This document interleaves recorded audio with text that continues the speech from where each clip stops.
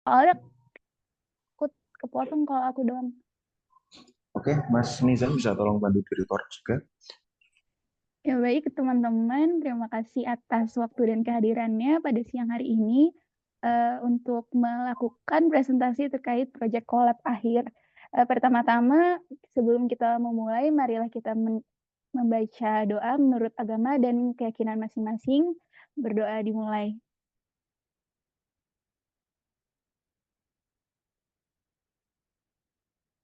Ya, berdoa selesai. Terima kasih. Boleh langsung dimulai saja. Mohon izin Pak, sebelumnya ini untuk bisa nge-record harus co-host dulu. Oh gitu. Ya, mungkin bisa dijadiin co-host Nizamnya. Wait, wait.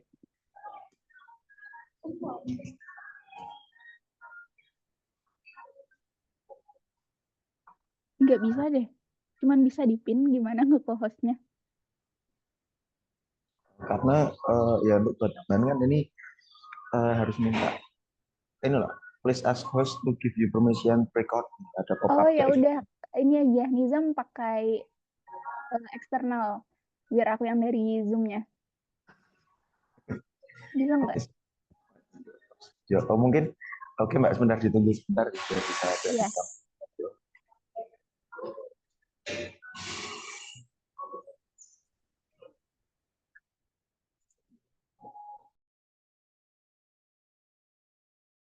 Untuk mempersiapkan teman-teman lainnya mungkin bisa on cam, terutama nanti ya bisa kalau bisa on cam ya. Soalnya kalau misalkan ada kendala sama sinyal mungkin bisa off cam. Itu minta tolong Arifatun Nikmah background-nya biar seragam. Atau kita nyeragamin backgroundnya Arifatun Mas ya. Nggak bisa dong, karena dari Fariski template-nya harus yang MSIB. Ya, aman. Oke, masih kita itu ya.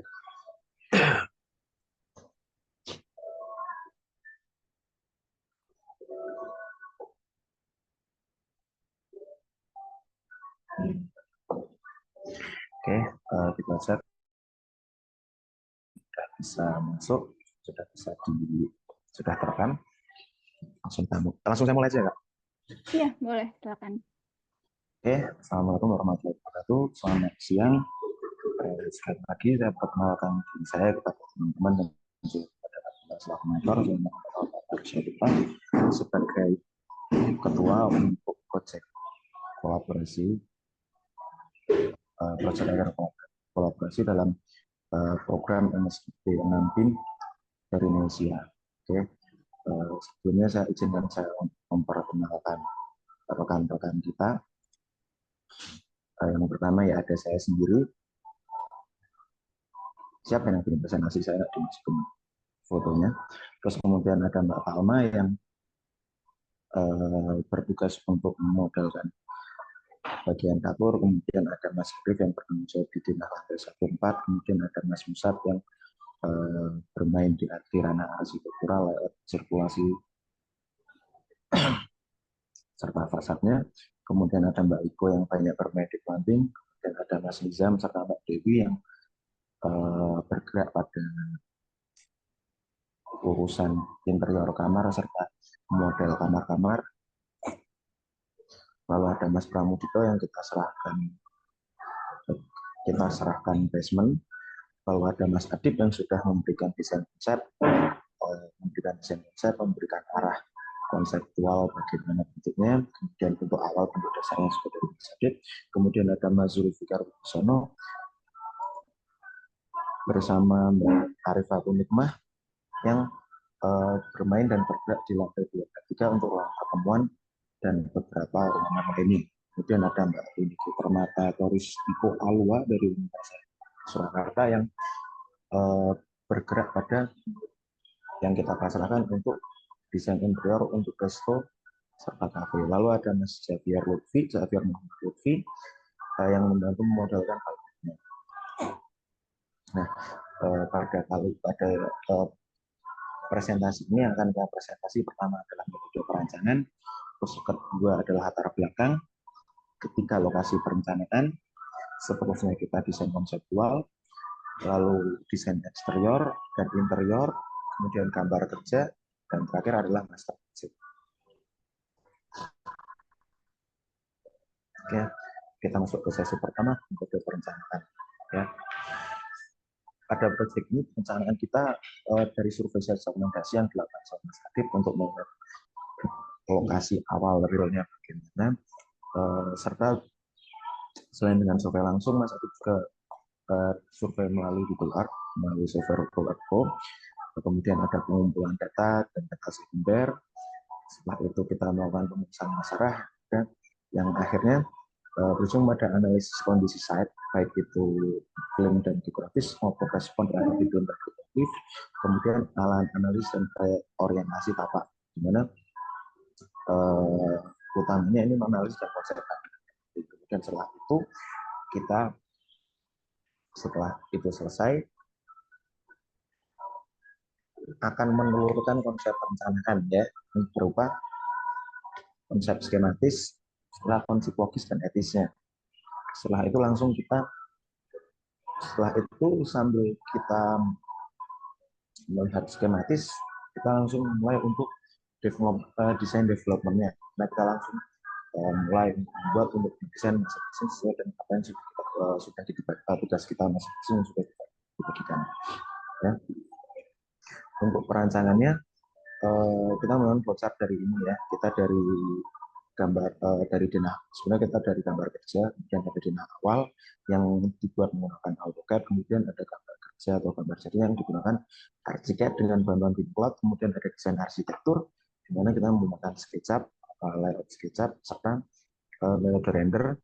Untuk eksternal dari luar SketchUp ada Inkscape, namun untuk plugin ada yang menggunakan Diffusion, ada yang menggunakan Podium. Ya. Kemudian untuk sarana kita kelompok diskusi, kita menggunakan WhatsApp group serta Zoom meeting. Latar belakang, mungkin kita berangkat ke latar belakang. Ya.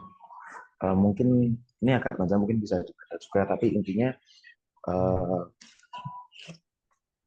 Purwokerto kita lokasinya ada di Purwokerto, di mana lokasi sebenarnya kita nggak bisa ambil, dan kita melihat potensi yang ada di Purwokerto, di mana Purwokerto ini punya adalah salah satu pusat pengembangan pendidikan, bisnis, serta pariwisata yang punya banyak potensi untuk menarik pengunjung dari berbagai kalangan, mau itu domestik, mancanegara, pebisnis, pelajar, itu ada kemungkinan yang sangat besar untuk bisa berkunjung dan singgah di kota Purwokerto. Kemudian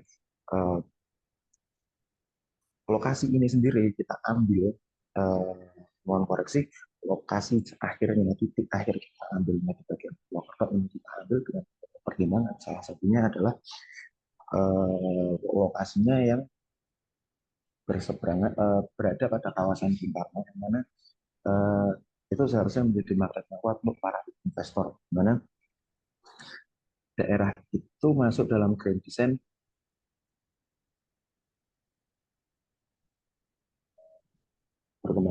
termasuk grand design perkembangan kawasan Kota Baru Purwokerto, yang mana masih ada banyak potensi daerah itu akan terus dibangun dan dimajukan menjadi daerah yang maju.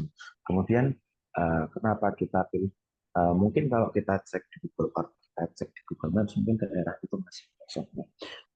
Kita mengambil daerah di situ juga kita untuk mengawali daerah itu, yang mana tujuan kita hotel ini selain bisa menjadi penggerak ekonomi baik menengah maupun atas, hotel ini juga bisa menjadi satu ikon tersendiri untuk Kota Purwokerto, di mana itu akan bergerak bisnis yang cukup baik untuk hotel ini sendiri ya.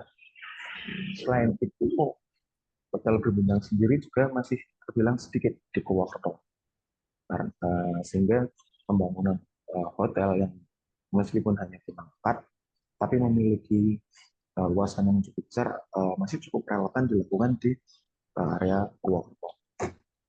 Ya. Untuk lokasi perencanaan lebih detailnya, mungkin Mas Adit bisa masuk. Ya, selamat siang rekan-rekan dan Mbak Bella. Izin melanjutkan. Untuk lokasi perencanaan Hotel Bintang 4 sendiri berada di Kabupaten Banyumas, tepatnya di Kota Purwokerto. untuk lebih tepatnya lagi di kawasan Kota Baru Purwokerto di Jalan Gelora Bung Karno. Next.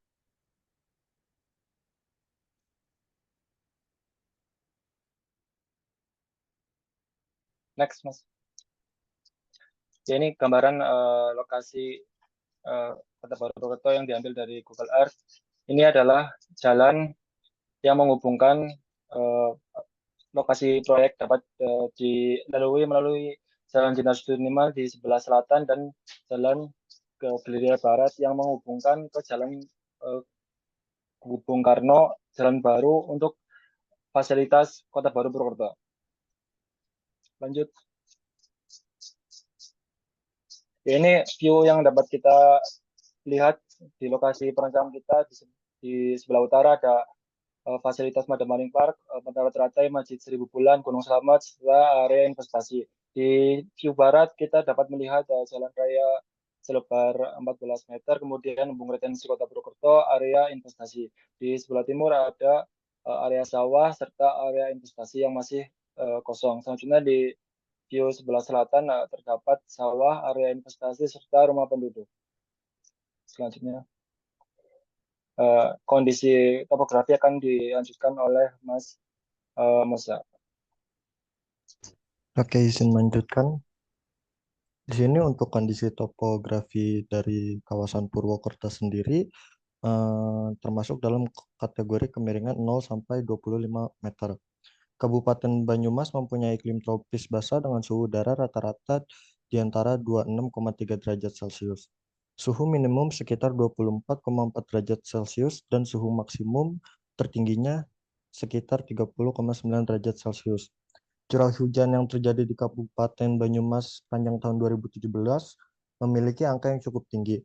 Dari bulan Januari hingga Desember tercatat hanya pada bulan ke-7 dan ke-8 yang masuk ke dalam kategori curah hujan rendah.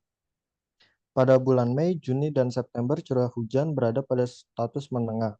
Bulan Oktober terjadi curah hujan yang tertinggi, yaitu mencapai 926 mm kubik. Bisa di next.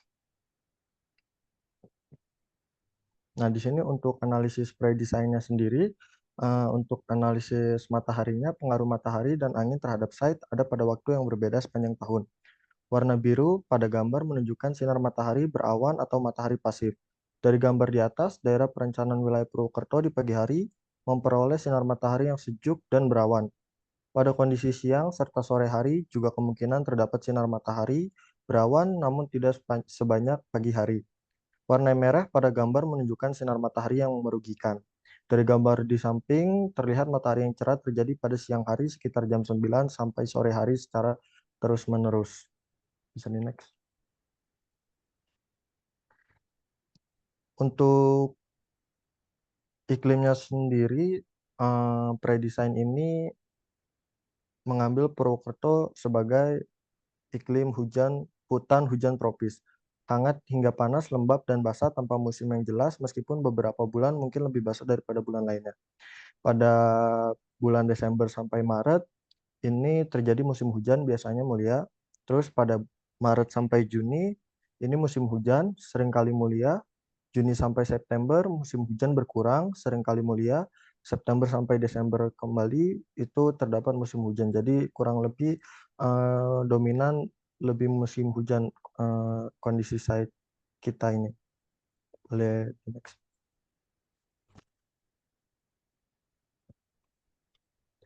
Lalu untuk respon arsitektur yang kami ambil dari analisis pre-design tersebut, dampak iklim terhadap respon arsitekturnya, keinginan manusia berada di luar ruangan menikmati cuaca, sehingga kami menaruh swimming pool itu di bagian terbuka, di bagian tower 4, di bagian rooftopnya.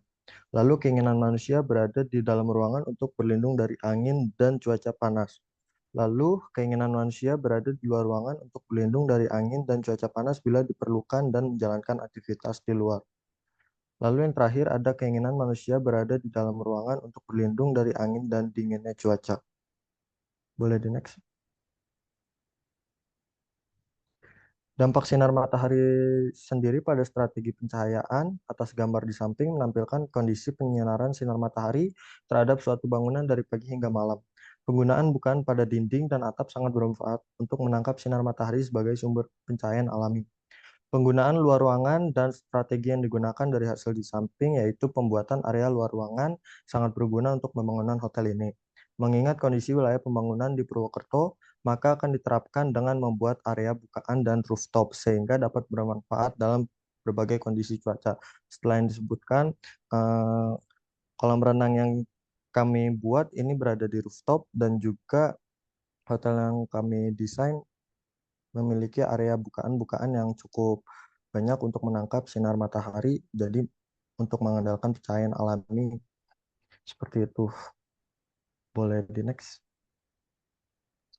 Untuk desain konseptual mungkin bisa dikembalikan oleh Mas Adit. Oke, terima kasih Mas. Saya izin melanjutkan terkait desain konseptual. Itu dasar yang kita ambil dalam proses perencanaan hotel bintang 4 ini lebih menonjolkan kepada bagaimana menghadirkan bangunan yang merespon perkembangan Kota Purwokerto. Kota Purwokerto yang akan menjadi ibu kota calon provinsi Jawa Selatan atau Jawa hasil pemekaran dari Jawa Tengah memiliki potensi yang mendunia.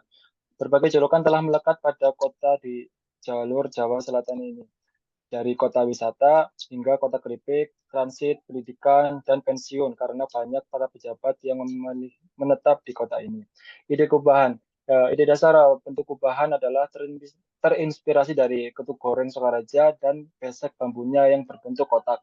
Dapat dilihat bahwa gambar ketuk goreng dan besek atau tempat ketuknya yang berbentuk kotak. Kemudian bentuk didasarkan pada adanya podium berjumlah 4 lantai di bawah untuk mengakomodasi kebutuhan ruang publik dan juga ruang hiburan seperti swimming pool, lobby, bar, ballroom, restoran, dan lainnya. Konsep tapak. Konsep dasar pada proyek hotel ini lebih mengutamakan pada fungsional kegunaan seperti sirkulasi, aksesibilitas, dan ruang terbuka hijau. Next. Selanjutnya adalah berada pada zona yang sesuai dengan rencana dasar tata ruang wilayah atau RT/RW, mudah dicapai dan ditinjau dari segi jarak, kondisi pencapaian maupun transportasi terletak di pusat area yang aman dari lalu lintas, kebisingan, sumber bau seperti tempat pembuangan sampah, pengolahan air limbah, jalur listrik, pertentangan tinggi maupun bencana alam, memiliki utilitas lingkungan yang baik seperti saluran air bersih, listrik kerentangan menengah, dan juga jaringan telepon. Berdasarkan Perda Kabupaten Banyumas nomor 6 tahun 2019 tentang perencanaan detail dan tata ruang kawasan perkotaan Purwokerto tahun 2019 tahun 2039 bahwa KDP yang kita ambil adalah 60% pada luas lahan 25.000 meter persegi. Dari 60% itu dihasilkan 15.000 meter persegi yang kita ambil sebagai bangunan. Kemudian KLB adalah 5 dengan KDP 25 meter persegi menghasilkan 125.000 meter persegi ya. Tinggi bangunan kita ambil 45 dengan tinggi terlantai adalah 4 meter. Jadi kita 12 lantai, kemudian RTH 30 lahan 25.000 meter, dari 30% itu berjumlah 7.500 meter persegi. Selanjutnya. Ya, ini gambaran desain awal, yaitu yang warna hijau adalah tower, kemudian warna biru adalah podium, dan ada halte transportasi sehingga masyarakat dapat menjangkau walaupun tidak menggunakan kendaraan umum.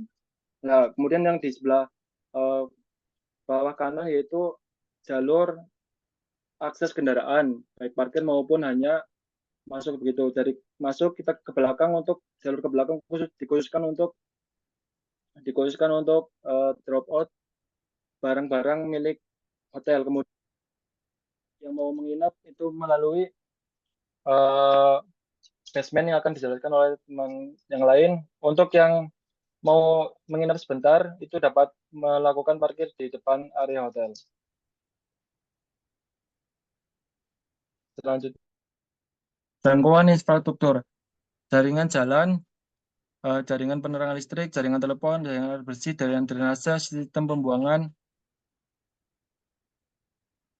jaringan air bersih, drainase, sistem pembuangan sampah, sistem pemadam kebakaran, jaringan fiber optik, jaringan danau retensi, jalur perjalan kaki, dan jalan memisahkan dari 11 prasarana ini kita mendapatkan lebih dari 8.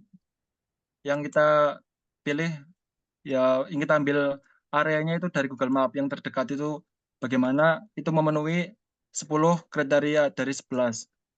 Selanjutnya, kemudian jangkauan aksesibilitas. Prosedur penilaian melakukan pengukuran jarak dari site ke beberapa fasum atau fasos terdekat menggunakan pengukuran Google Maps. Tersedia minimal 8 fasilitas umum dengan jarak minimal 1,5 km dari lokasi site.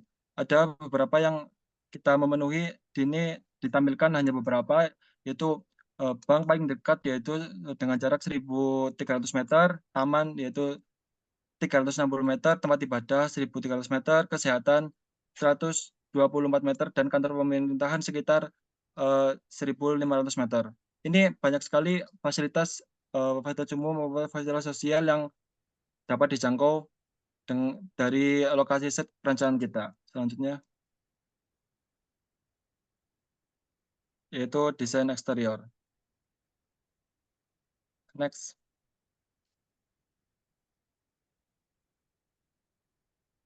Lanjut, Mas. Dari latar belakang yang telah disebutkan tadi, kita akhirnya kita menerapkan mengambil desain untuk tugas ini sebagai berikut. Dengan tampak depan seperti ini. Next. Kemudian tampak seperti dari tampak seperti kita dapat melihat bahwa bangunan hotel ini terdiri dari 3 tower. Tower 1 di sebelah kiri, tower 2 di tengah, tower 3 di kanan, dan podium 4 lantai. Next. Ini tampak perspektif bagian belakang. Di sini juga dapat dilihat bahwa untuk area parkir itu selain di depan, kita juga dapat melakukan parkir di basement, yang pintu masuk basement terletak di sebelah kanan,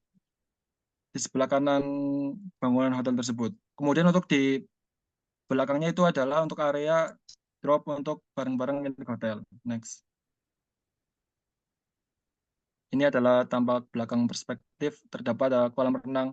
Selain itu juga kita menambahkan tanaman vertikal untuk memperoleh penghijauan dan menerapkan green building. Next. Ini adalah tampak tower 1. Di tampak tower 1 kita menerapkan taman-taman vertikal. Selain itu juga memberikan permainan fasad dengan ACP. Next. Ini adalah tampak tower 2. Kita menambahkan cutting laser untuk menambahkan desain kota Purwokerto yang dikenal dengan Jawa, yaitu ada gunungan wayang di situ, serta potongan cutting laser berbentuk batik. Next. Ini adalah tampak tower lantai 3. Tampak tower 3 terdapat podium yang podium paling atas itu digunakan sebagai kolam renang. Selanjutnya, ini tampak depan perspektif, ada pintu masuk dan lainnya yang telah dijelaskan sebelumnya. Selanjutnya, ini ada gambar depan perspektif juga. Mungkin untuk beberapa gambar depan hanya sebagai display aja, masih sama soalnya.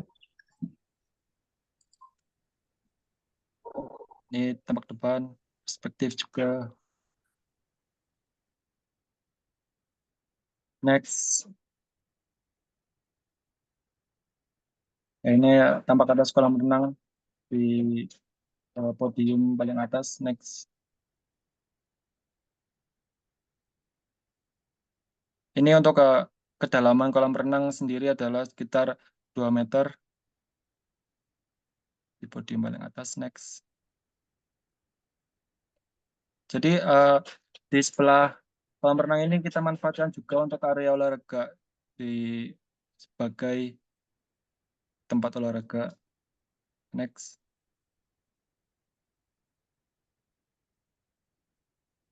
Oke, Oke, terima kasih. terima kasih dari Mas Adib untuk membantu menjelaskan. Oke, kemudian eh, berikutnya yang kita lihat adalah desain interiornya. Misalnya desain interiornya, di mana sebenarnya untuk desain interior ini kita serahkan masing-masing kepada mereka yang mendapat bagiannya. Jadi misalkan desain interior kamar diolah oleh kamar, kalian mengolah kamar, kemudian untuk resto yang dapat bagian untuk mengolah resto, dan gitu juga untuk yang lain-lainnya. Ya, ini siapa? Oke, untuk utamanya ya, kayak desain kita ini eh,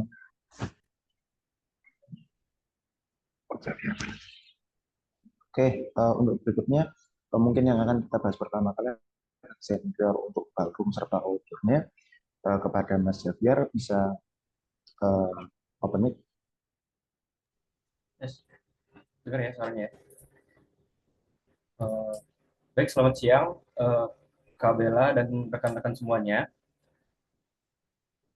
Kali ini kita akan membahas mengenai desain interior dari ballroom dan juga bagian outdoornya. Untuk yang pertama itu ada gaya desain. Gaya desain ballroom ini yaitu gaya desain modern klasik, yaitu menggabungkan gaya desain modern dengan sentuhan klasik yang memberikan kesan abadi dan mewah. Kemudian elemen klasik seperti ornamen yang detail, yaitu motif yang elegan, dan warna-warna netral yang dipadukan dengan garis-garis bersih dan minimalis dari gaya modern. Penggunaan bahan-bahan berkualitas seperti karpet merah, kemudian kayu, dan kain mewah yang menjadi ciri khas dari gaya desain ini. Kemudian konsep desainnya yaitu luxury, elegan, dan cultural. Kemudian desain ini mencerminkan kemewahan dengan penggunaan material premium seperti karpet merah ya, pada lantainya, kemudian dinding panel kayu dengan finishing glossy, kemudian lampu gantung yang kristal dan megah, serta elemen gunungan khas Jawa yang menjadi ikon dalam desain ini. Nah, gunungan itu memberikan identitas yang kuat akan nilai budaya lokal kita. Kemudian keanggunan itu terpancar dari palet warna yang digunakan, yaitu seperti yang ada di sebelah kanan ini, ada warna putih, krem, rose gold, coklat, dan juga ada warna merah marun untuk karpetnya. Sentuhan budaya Jawa hadir melalui elemen gunungan tadi, yang menjadi motif focal point dari desain ini. Gunungan khas Jawa ini diaplikasikan pada wardrobe utama dari ballroom. Elemen gunungan khas Jawa ini menjadi ikon dalam desain ini, memberikan identitas yang kuat akan nilai budaya lokal. Selanjutnya, next. Nah, ini untuk denah layoutnya. Luas dari ballroom ini adalah 1050 meter persegi, dan kapasitasnya itu sekitar 1000 orang. Tapi untuk kapasitas dengan banquet yaitu 300 sampai 400 orang saja. Nah, di bagian tengah itu ada ballroomnya sendiri yang berwarna merah. Kemudian ada stage atau panggung. Kemudian di bagian atas itu, ya di bagian samping-samping itu ada macam-macam ya, ada toilet, kemudian ada wastafel, dapur, kemudian ada toilet lagi bagian sudut kanan atas, dan ada backstage.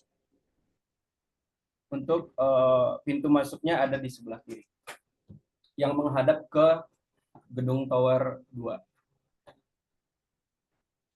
Oke, next. Kemudian denah layout outdoor-nya. Total luas yang terpakai dari outdoor ini sekitar 2.279 meter persegi. Nah, seperti yang gambar yang tampak ini, di sebelah kiri itu ada tower 1, yang tengah itu ada tower 2, kemudian yang area outdoor ini ada di tower 3. dan di sebelah lagi, tower satu lagi itu ada kolam renang. Nah, ini ballroom dan juga area outdoor ini terletak di rooftop dari tower 3. Next. Nah, ini untuk hasil rendernya. Next. Nah, untuk di bagian sebelah kiri atas itu ada view dari belakang ya. Dari belakang mengarah ke panggung. Nah, dari sini terlihat banyak elemen-elemen dari apa ya? Dari kayu seperti yang coklat-coklat itu ya. Kemudian ada elemen-elemen yang gunungan tadi ya. Gunungan tadi itu seperti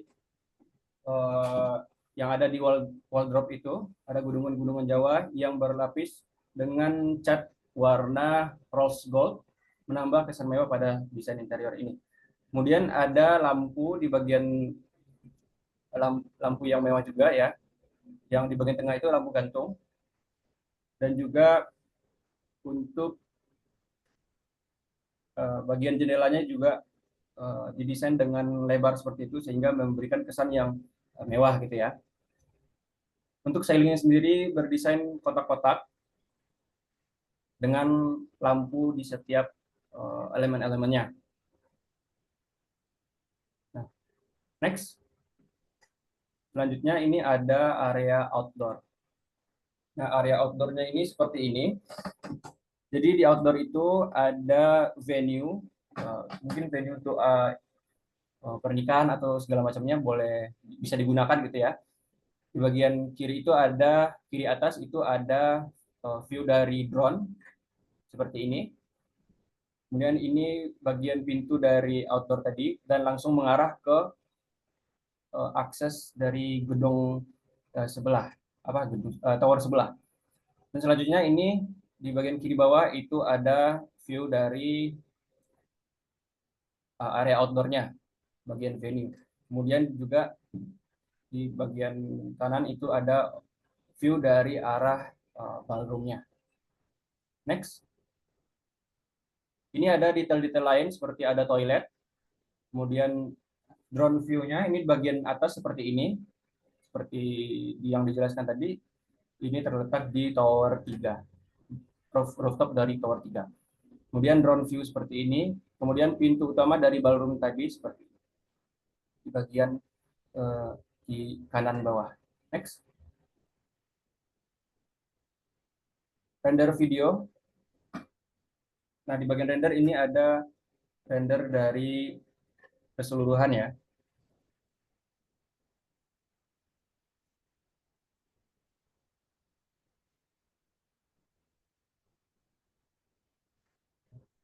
Di sini terlihat keseluruhan dari bangunan dari tower-tower yang Sorry, ada. aku confirm dulu ini emang nggak ada suaranya.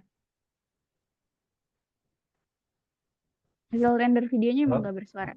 Ada suaranya, Mbak, harusnya. Enggak keluar di sini. Boleh diulang nggak? Soalnya itu diperlukan nanti di dalam record.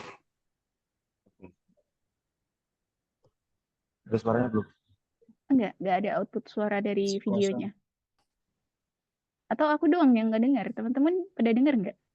Saya juga belum Di aku juga belum keluar sih, Mbak. Boleh dibantu kasih output suara Mbak, dulu? ini kayaknya settingan yang belum kebuka. Bentar, kita kembaliin. Nggak mau balik. Bentar, di mana? Ini. Ya.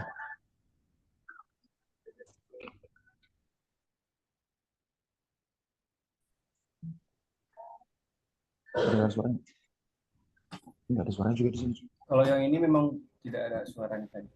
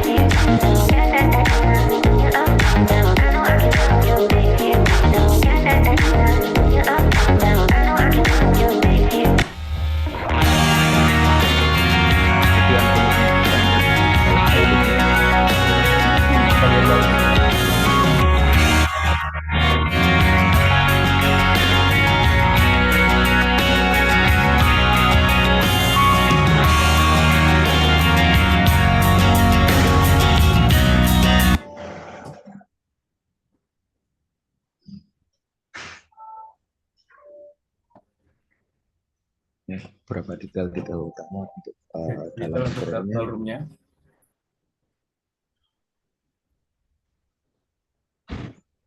Untuk view dari atas dan low angle. Kemudian ini overview dari keseluruhan.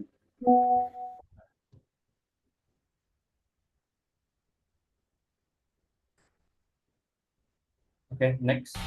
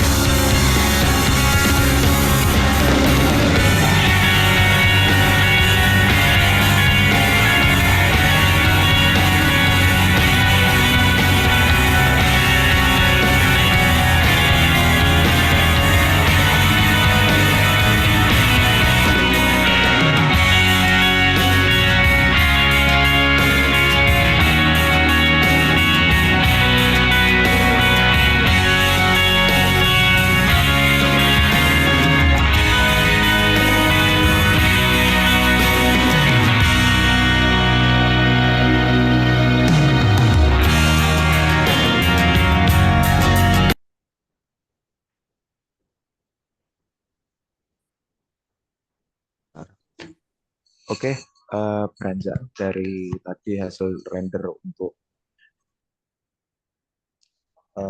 outdoor ballroom, interior ballroom, serta view animasi eksterior secara umum. Kemudian kita melanjutkan ke desain interior di hotel roomnya yang akan dijelaskan oleh Mbak Dewi. Oke, baik. Selanjutnya saya akan menjelaskan mengenai desain interior hotel rooms. Sebelumnya di hotel ini terdapat 3 tipe. Yang pertama itu ada tipe paling tinggi yaitu suite room. Kemudian kedua ada tipe selanjutnya deluxe room, dan tipe terakhir yang paling standar adalah standard room. Oke, next.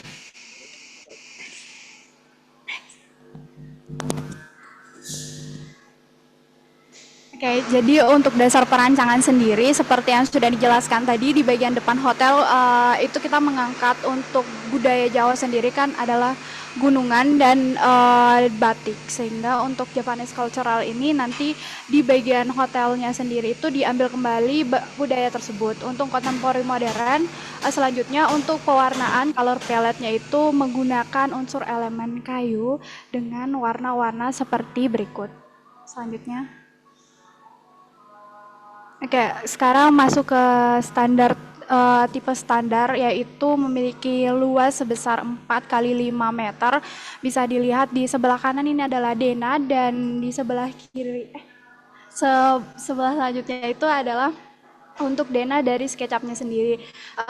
Di dalam kamar tersebut ini terbagi beberapa ruangan sebenarnya, tapi digunakan open space, sehingga karena ruangannya space-nya lebih kecil, jadi untuk memaksimalkan fungsi ruang tersebut, jadi dibuat lebih terbuka. Jadi di ruangan tersebut ada kamar mandi dan ada meja rias dan lemari, kemudian ada bagian TV, serta terakhir itu untuk bagian bedroom bednya itu menggunakan twin bed. Lanjutnya.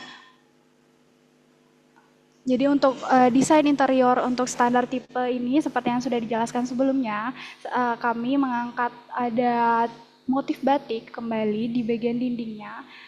Itu seperti terlihat di layar. Kemudian untuk daerah untuk gunungannya juga sendiri ada terletak di bagian atas dari bedroomnya dan kebanyakan dari desain interior ini juga mengangkat elemen kayu sebagai pemanis dari interior tersebut.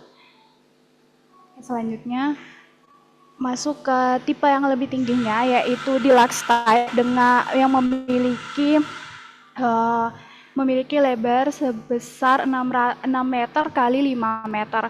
Untuk deluxe type sendiri ini satu tingkat lebih tinggi dengan kita menawarkan adanya kitchen set di bagian depan dari dari ruangan hotel tersebut. Jadi bisa dilihat di sini lebih besar karena ada toiletnya, ada kitchen setnya, ada gambar ada ruangan utamanya yaitu bedroom beserta dengan TV roomnya. Untuk bisa dilihat juga di sini kami kembali menghadirkan untuk unsur elemen batik dan gunungannya. Oke, lanjut. Untuk deluxe type ini terlihat seperti yang sudah dijelaskan sebelumnya. Untuk bagian depannya ini, untuk bagian utamanya itu ada twin size bed. Sebenarnya kita memiliki juga yang king size bed, tapi untuk saya mengambil sampelnya saja. Untuk king size bed nanti bisa terlihat di standar tipe selanjutnya. Untuk deluxe type ini memang ukurannya lebih besar dan jadi lebih lega, juga ditambahkan oleh kitchen set yang ada di bagian depan dari ruangan tersebut. Oke, next.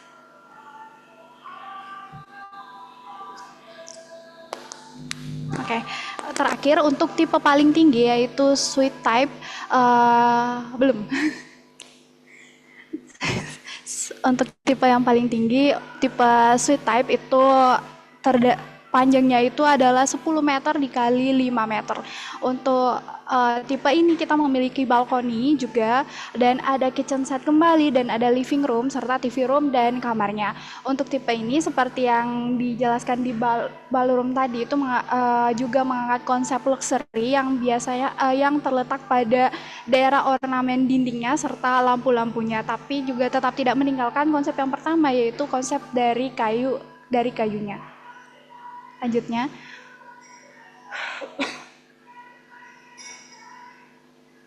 untuk desain interiornya ini untuk renderingnya bisa terlihat. Untuk bagian kamarnya ini ada king size dengan mengambil kembali motif gunungan sebagai representatif dari Pulau Jawa itu sendiri. Kemudian ada dari unsur chandeliernya itu sebagai representatif dari luxury-nya.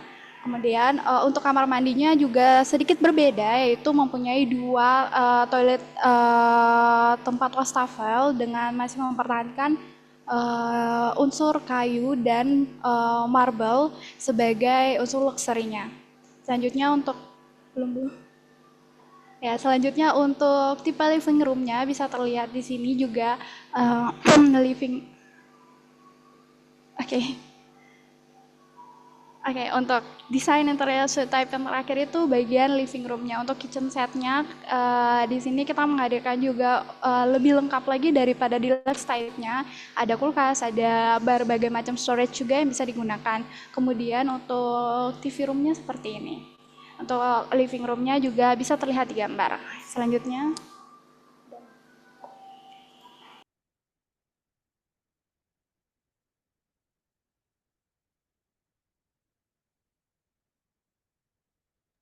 Oke, terima kasih dari Mbak Dewi untuk membahas interior dari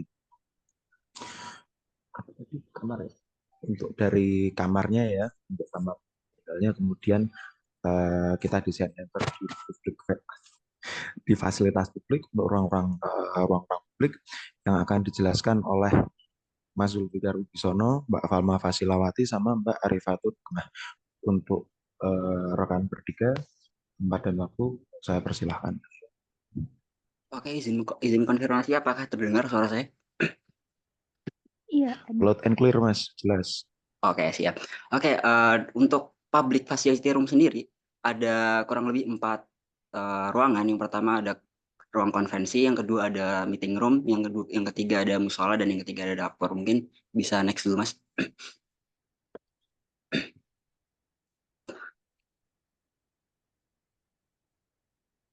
Oke, ini denah tampak atas dari konvensi room. Desain interior konvensi room ini mengadaptasi dari desain minimalis yang modern dengan kapasitas orang kurang lebih 90 orang yang mengutamakan ruang terbuka dan penggunaan elemen-elemen yang minim namun efektif dalam menciptakan suasana-suasana yang nyaman dan modern. Fasilitas di ruang konvensi room sendiri pertama ada LCD buat layar, buat presentasi, yang kedua ada kursi-kursi, dan yang ketiga ada meja, dan satu lagi yaitu PC monitor yang digunakan untuk seperti apa ya, membantu orang-orang yang berada di sisi kanan dan kiri untuk membantu melihat apa yang sedang dipresentasikan. Next dulu, Mas. Oke, kemudian pencahayaan pada konvensi room ini sendiri mengandalkan pencahayaan alami yang difasilitasi dengan jendela-jendela yang besar pada sisi dinding, dengan memaksimalkan penggunaan cahaya matahari untuk mengurangi kebutuhan pencahayaan buatan pada siang harinya. Dan pada malam harinya sendiri, lampu-lampu langit modern yang dengan cahaya hangat dan dipasang untuk menciptakan suasana-suasana yang hangat dan ramah. Warna dominan yang ada pada ruangan ini, yaitu coklat dan abu-abu. Pilihan ini memberikan aksen elegan namun tetap mempertahankan kesederhanaan yang khas dari desain minimalis modern. Warna-warna ini juga berkontribusi pada menciptakannya atmosfer yang tenang dan damai, ideal untuk ruang pertemuan dan seminar. Kemudian ruangan ini juga tidak hanya mengandalkan estetika, namun juga mengedepankan fungsionalitas yang efisien dengan menggunakan warna-warna yang tadi yang sudah disebutkan, memberikan suasana yang tenang dan pencahayaan yang tepat, dan perabotan yang ergonomis. Ruangan ini menjadi tempat yang ideal untuk berbagai jenis acara seperti bisnis dan pendidikan. Dengan demikian, ruangan ini tidak hanya memenuhi kebutuhan praktis, tetapi juga menciptakan suasana yang menyenangkan dan produktif. Mungkin lanjut buat Mbak Arifatun. Baik, dilanjut pada desain interior di room meeting. Untuk room meeting sendiri terletak di lantai 2 dan 3 ya. Jadi di lantai 2 itu terdapat 1, lalu di lantai 3 terdapat 4. Dengan ukuran 20 meter kali 13,5. Luasannya berarti 270 meter persegi. Jadi pada ruangan ini kami desain mengikuti tema awal, yaitu luxury, elegan, dan juga cultural. Dengan sentuhan budaya Jawa ya yang pastinya. Lalu ruangan ini mengedepankan suasana formal dan profesional dengan desain interior yang modern minimalis, serta penggunaan bahan-bahan berkualitas tinggi seperti kayu dan kulit. Mungkin bisa di next, Mas. Pada room meeting ini terdapat beberapa fasilitas ya, contohnya ada sofa, lalu ada meja untuk room meetingnya sendiri, ada kursi yang berjumlah 29 total, lalu ada LCD itu yang di belakang, lalu ada rak-rak buku dan sebagainya. Untuk pintu, untuk desainnya tersendiri, pengaplikasian dari komponen sentuhan budaya Jawa terdapat pada pintu. Nah, di pintu itu, di sini ya, di belakang itu terdapat pintu dengan ukiran Jawa, yaitu ukiran Majapahit yang berisi dari ukiran daun, bunga, buah, serta ukiran tersebut dengan ciri khas berbentuk cekung dan cembung. Lalu untuk dinding, ini dinding dilapisi dengan kebanyakan panel kayu berwarna coklat muda yang memberikan kesan hangat dan alami, serta terdapat dinding yang bertekstur kasar seperti batu bata yang memberikan kesan klasik dan elegan. Untuk lantai tersendiri, saya memilih motif marmer yang berwarna krem, memberikan kesan mewah dan bersih. Lalu untuk perabotan, ini meja terbuat dari kayu serta kaca, lalu ada kursi rapat serta sofa. Untuk kursi sofa terdiri sebanyak 6 sheet. Lalu untuk dekorasi terdapat lampu gantung yang berjumlah 2 yang terbuat dari logam. Ini juga di detailnya terdapat ukiran khusus dari daerah Jawa. Serta pencahayaannya memang didominasi dengan lampu sorot berwarna kuning agar terlihat lebih elegan. Selanjutnya ada musola, mungkin bisa di next. Nah, untuk musola ini sendiri terdapat luasan mimbar yang ukurannya 2,5 meter kali 6,5 meter. Lalu ada dari ruangannya tersendiri untuk menunaikan ibadah yaitu 18 meter kali 18 meter dengan luasan 340,25 meter persegi. Untuk perencanaan musola ini sendiri kami mengambil yang cenderung menggunakan warna coklat dari elemen kayu yang ada. Mungkin bisa di next.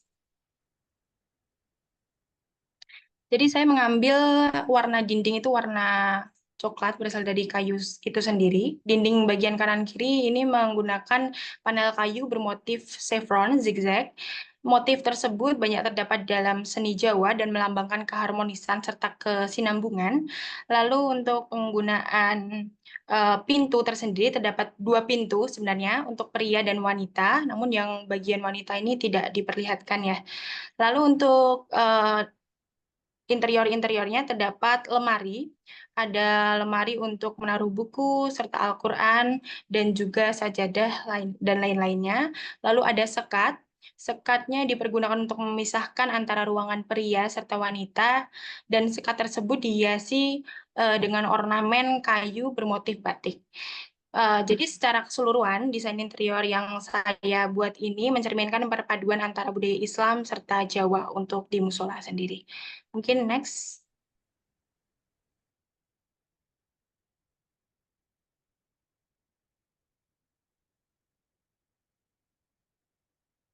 Baik, dilanjut ke area dapur. Untuk desain interior dapur ini, letak dapur terdapat di lantai 1, 2, dan 3 dengan luas area 31,5 meter dikali 28 meter. Di sini terdapat area dapur kotor yang di area kanan itu, dan juga ada area penyimpanan alat dan bahan masakan di area kiri. Kemudian di area depan kiri juga ada area minibar, dan di area depan kanan itu terdapat area semacam sky view kayak gitu buat duduk-duduk aja. Kemudian next. Nah, di sini ada area dapur kotor, yaitu untuk area memasak seperti menggoreng dan lain-lain. Ada juga coffee machine, dan ada tempat untuk membuat seperti baking seperti itu. Untuk tema yang diusung di sini adalah luxury, karena seperti yang sudah dijelaskan tadi sebelumnya, perpaduan antara luxury dan Javanese culture. Di sini ada sentuhan Javanese culture-nya di area-area belakang seperti kayu-kayu, rak-rak kayu seperti itu. Kemudian di area bawah juga ini area penyimpanan bahan masakan, bahan dan alat masakan di area samping pintu. Itu ada pintu clear, pintu kaca untuk memasuki area kitchen. Untuk tempat-tempat penyimpanan bahan masakan ada di area kanan. Untuk dinding-dindingnya ini ada sentuhan-sentuhan kayu juga seperti pada area kanan yang berwarna coklat gelap. Next. Di area kiri itu ada bagian minibar yang bertema luxury, karena di sini ada sentuhan-sentuhan gold dan warna-warna lampu yang cukup terang. Kemudian ada juga chandelier yang berwarna putih yang menambah kesan luxury-nya. Kemudian di belakang minibar ini ada jendela, tapi tidak begitu terlihat, jendela besar sebenarnya untuk pencahayaan yang lebih alami. Dan kemudian untuk bagian sky view atau mungkin untuk area bersantai seperti itu, ini terdapat dinding-dinding rotan untuk menambah kesan Javanese culture-nya. Kemudian untuk kursi-kursi yang digunakan juga merupakan kursi-kursi dari rotan agar masuk ke dalam tema Javanese culture-nya. Kemudian untuk lampu-lampu gantung standar ya untuk pencahayaan alami juga sudah besar. Kemudian juga ada sentuhan-sentuhan alaminya dari tumbuhan-tumbuhan gantung yang ada di atas di atas kaca. Mungkin cukup. Silakan dilanjut.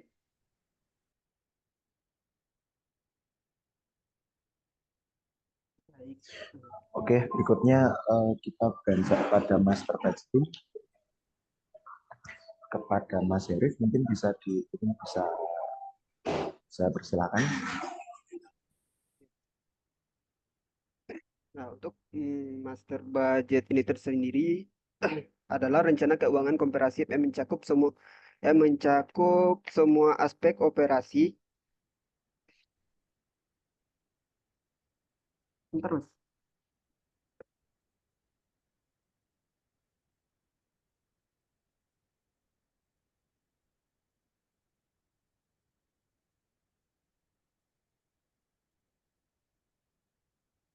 Maaf.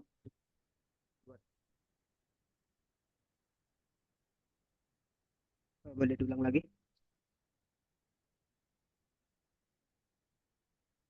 Nah, Boleh Mas. Nah, untuk master budget ini sendiri adalah rencana keuangan komprehensif yang mencakup semua aspek pembangunan dan operasi.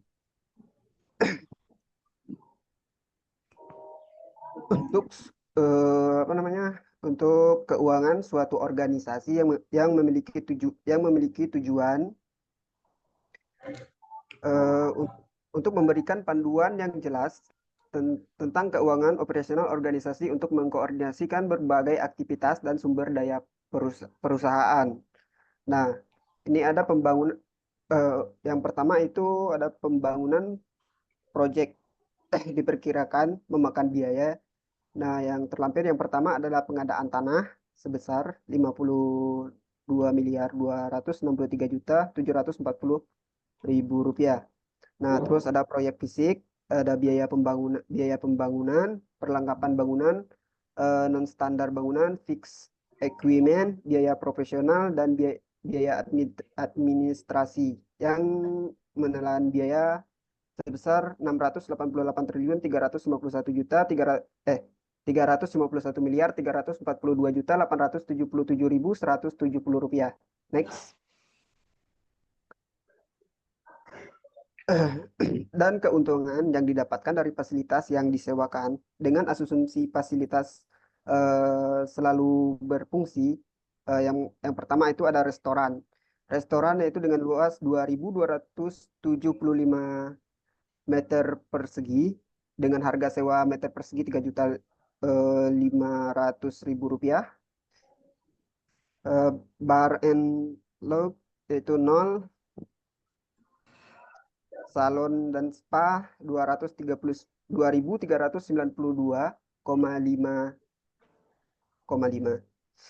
dengan harga sewa 3.500.000. Yang keempat ada retail, yang kelima ada meeting room. Meeting room itu ada 3 dengan harga sewa meter persegi per 8 jam yaitu 2 juta. Yang keenam ada Business Center 63,6 meter persegi. Yang ketujuh ada dokter 24 jam. Yang kedelapan ada ruang fitness dengan luas 2.211 meter persegi. dengan total keuntungan 30 miliar 867.350.000 rupiah. Sehingga dari kedua perhitungan ini, dana investasi akan kembali dengan kurun waktu kurang lebih 21 bulan. Next.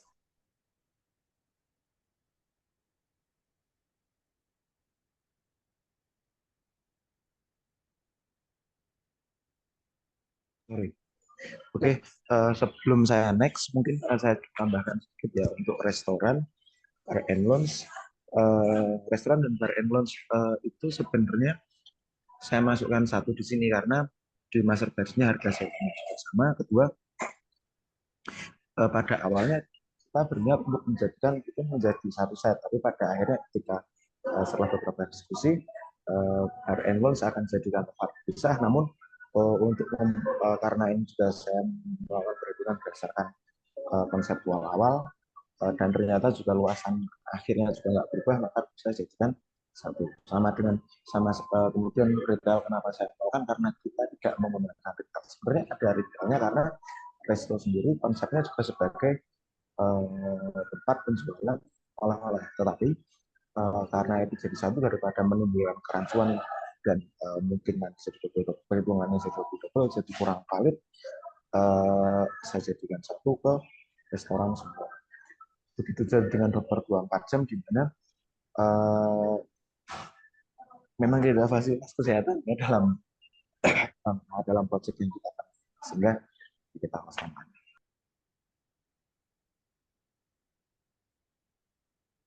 Lebih detail, biaya yang digunakan untuk membangun adalah yang pertama yaitu ground floor. Ground floor dengan luas 14.400 meter persegi dengan harga per meter persegi yaitu 4.335.000.000 rupiah. Nah, yang kedua ada lantai 1 dengan luas 14.400. Yang ketiga lantai 3 dengan luas 14.400. Lantai 4 dengan luas 14.400 meter persegi. Lantai 5 dengan luas 12.600 meter persegi. Lantai 6 dan 7 dengan luas 12.600 meter persegi. Terus untuk lantai 8 dan 9 dengan luas 7.290 meter persegi. Lantai 10 dan 11 dengan luas 2.520 meter persegi. Dengan total biaya yaitu 555 triliun 23 miliar 669 juta 443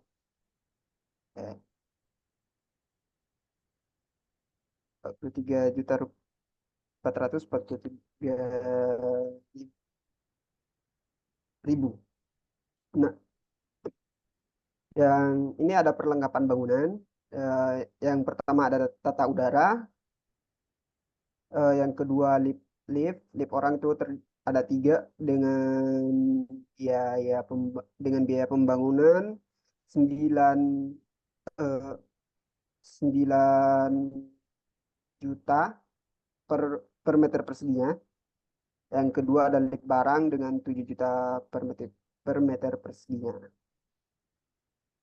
Yang ketiga ada jaringan telepon dan komunikasi. Yang keempat ada elektrik. Yang ke-8 ada sistem kebakaran. Yang ke-9 utilitas. Yang ke-10 ada pondasi dalam. 11 fasilitas ruang cacat. Interior ke-12 interior dan furnitur. Eksterior dan landscape.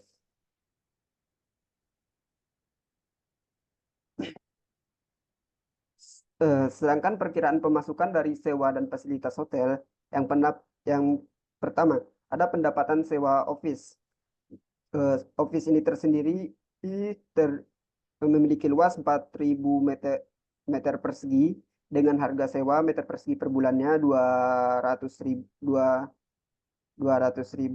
jumlah harga per bulannya 800 juta. Jumlah harga per tahun 9.600.000.000. Yang kedua ada pendapatan sewa area publik. Yang pertama ada kafe dan retail. KP dengan luas 3.223,75 meter persegi. Sedangkan retailnya yaitu 191,6 meter persegi. Dengan total biaya 11.953.725.000 rupiah. Yang ketiga, pendapatan sewa hotel, unit hunian hotel. Yang pertama adalah standar room, yang ketiga deluxe, kedua deluxe, yang ketiga suite. Dengan kapasitas yang standar 1.012, yang kedua yaitu 338, yang ketiga yaitu suite type yang dengan 24 dengan okupansi 74%, yang kedua 25%, yang ketiga 2%. Dengan harga sewa yang berbeda, yaitu yang pertama itu 1 juta, yang kedua 1.500.000, yang ketiga 5 juta. Sewa per bulannya, pendapatan per bulannya itu 1 miliar. Yang pertama itu 1.620.000.000, yang kedua 225 juta rupiah, yang ketiga itu 20 juta rupiah. Ini sewa per bulan. Nah, yang ketiga itu harga per tahun. Per tahunnya yang pertama itu adalah ada yang 19.440 juta. Yang kedua 2.700.000.000, yang ketiga 240 juta. Dengan total 22.380 juta. Terus ada pendapatan public hotel. Yang pertama itu ada restoran dengan luas 2.275 meter persegi, dengan harga sewa per meter persegi itu 3.500.000. Terus yang kedua bar and lux, sesuai dengan yang sudah dijelaskan yang tadi. Terus ada salon dan spa dengan luas 2.392,5 meter persegi. Yang kelima adalah meeting room 3, business center 63,6 meter persegi, dan terakhir ada fitness 2.211 meter persegi. Nah, harga sewa untuk meeting room ini tersendiri yaitu 2 juta per 8 jam. Nah, dengan total harga sewa yang pendapatan dari public hotel yaitu sebesar 30.867.350.000 rupiah.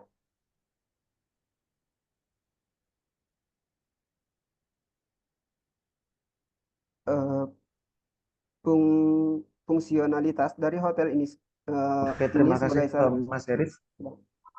ya. Terima kasih untuk master plan-nya. Kemudian sebagai ini kita masuk ke berikutnya, agak kurang briefing nanti saya Mas Eris, mohon maaf ya.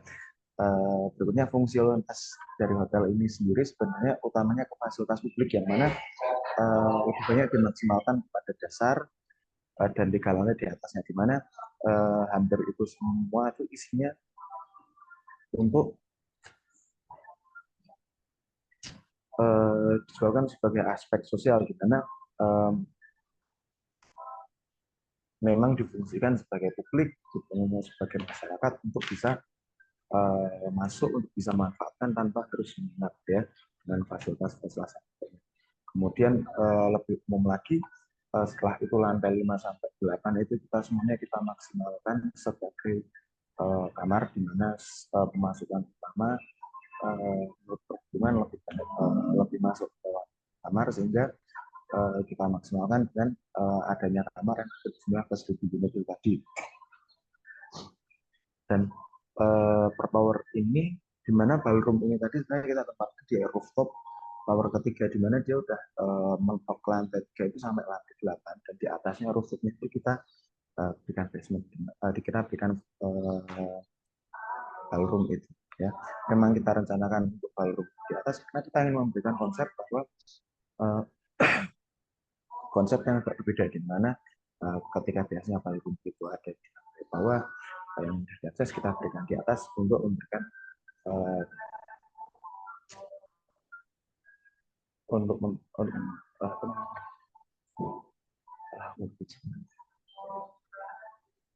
memberikan satu pengalaman baru dan sesuatu yang berbeda, di mana kita mengambil tema rooftop yang mungkin bisa lebih ringan dan bisa membawa hawa yang lebih santai di acara yang mungkin semi formal ya. Ya, kemudian berikutnya kita masuk untuk display ke gambar kerja, gambar detailnya, denah-denahnya. Yang pertama ini untuk denah basement, bisa Mas Pram monitor. Yes, mohon izin suara dengan saat masuk, monggo Mas Pram bisa dijelaskan sedikit mengenai basementnya. Oke, makasih Mas Aparul dan kemudian semuanya untuk rekan-rekan semuanya. Ini aku akan membahas untuk denah basement itu sendiri. Nah, denah basement itu sendiri kita juga dari beberapa hotelnya ini menggunakan fondasi basement ya. Jadi menggunakan fondasi dalam, dan basement itu sendiri terdiri dari 2 basement. Nah, basementnya itu setelah ground floor atau lantai dasarnya itu ke bawah itu 4 meter untuk basement satunya. Kita ada 2 basement, dan basement berikutnya yang kedua itu 4 meter juga. Untuk ini berikut ada denahnya, beberapa kolom, jarak antar kolom untuk parkiran basementnya itu sekitar 10 meter, sehingga bisa dipakai untuk 2-3 4 mobil mungkin ya, 4 mobil bisa dipakai 10 meter. Kemudian juga kita juga kolomnya itu dengan ukuran mungkin 100 kali 100 ya, untuk kolomnya itu sendiri. Nah, kemudian kita membuat basementnya itu dipersimpel, mungkin dipergunakan sesimpel mungkin agar mereka yang mencari parkir itu juga lebih mudah dan lebih gampang, tidak pusing untuk mencarinya. Dan itu juga di bagian depannya itu kita menyediakan pintu, bagian belakangnya itu juga ada untuk yang tadi Mas Adib bilang untuk ngedrop barang, itu juga kita sediakan di bagian belakang. Nah, untuk bagian depan itu lift, sehingga kalau misalkan kita mau langsung ke lantai yang 10, 5 ataupun yang paling atas juga bisa, karena itu ada lift dari basement langsung ke atasnya itu sendiri. Nah, berikut juga langsung disediakan juga sebelah kanan hotelnya itu ya, lantai dari ke ground floor-nya itu lantai dasar ke bawah basement, kemudian juga dari basement 1 ke basement 2. Dan di situ juga ada beberapa itu dari, oh ya saya lupa ngomong bahwa fondasi dalam ke bawahnya itu sekitar 16 meter ya, 16 meter itu untuk fondasi dalamnya ke bawah. Dan untuk ke atasnya tadi kolomnya sudah saya bilang itu sekitar 100 kali 100 meter. Mungkin beberapanya bisa di next Kak. Mas. Nah, ini juga tampak atasnya yang mungkin lebih mudah kita pahami. Jadi aku buat simpel aja untuk desain basement itu sendiri, dari mulai tadi yang sebelah kiri itu masuk ke lantai bawah. Kemudian juga untuk kalau misalkan di basement pertama itu sudah penuh, bisa langsung disediakan di basement ke bawahnya lagi. Nah, untuk bagian depannya itu tadi Mas Adib juga sudah sempat memaparkan bahwa parkiran kalau misalkan untuk pengunjung yang mungkin nggak nginap ataupun pengunjung yang ya mungkin yang pengen nongkrong-nongkrong ataupun santai-santai aja lah, di situ juga sudah disediakan di depan parkirannya. Nah, untuk yang bagian depan tadi sudah aku paparkan bahwa ada lift juga, kemudian bagian belakang untuk ngedrop barang, sehingga lebih mudah dan lebih simpel aja sih untuk bagian basement ini, dan intinya dipersimpel dan nggak mempersulit lah untuk yang mencari parkir itu sendiri. Mungkin bisa next. Oke, terima kasih ke Mas Pram untuk penjelasan mengenai. Masih ada, sorry. Bisa dilanjutkan. Iya, itu kan tadi mungkin beberapa dia nanya, ini juga mungkin kalau misalkan kalian pernah sebelumnya desainnya lebih paham atau gimana, ya udah ini kelihatan kolom-kolomnya jadi lebih jelas aja gitu. Nah tadi yang saya bilang paparkan lift, nah ini pintu yang tadi di depan itu masuk ke lift ini itu sendiri, jadi lebih mudah, lebih gampang, dan mempermudah lah intinya. Kita desain mempermudah untuk basement itu sendiri. Mungkin itu sih Mas. Oke, terima kasih ke Mas Pram sudah menjelaskan soal itu. Kemudian kita ke masuk ke dunia lantai 1. Mungkin Mas Herif, monitor bisa dibantu menjelaskan. Untuk dunia lantai 1, yang di depan itu ada yang pertama ada lobby, terus yang di coba diperjelas sedikit.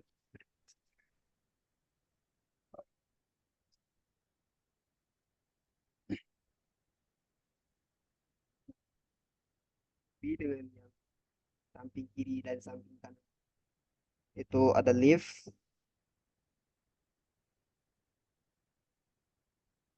terus yang di paling sebelah kiri ini terdiri terdiri atas restoran yang hmm, yang di belakangnya terdiri dapur,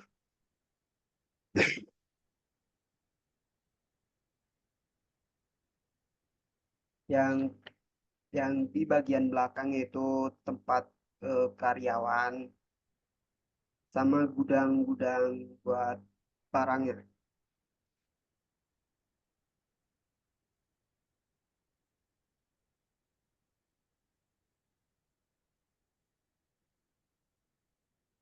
Saja, Mas.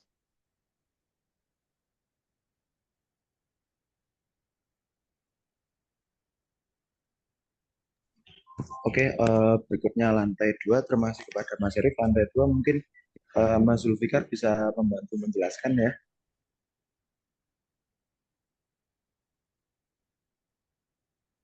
Oke, ini di lantai 2 kurang lebih ada ada kurang lebih berapa nih, 1, 2, 3, 4, ada kurang lebih ada 4 ruangan. Yang di sebelah kiri itu ada conference room, kanan kiri, di tengah tuh sebenarnya ada meeting room, sama di paling pojok kanan itu ada dapur, dan di bagian belakang itu ada tangga darurat. Ya, begitu lantai 2.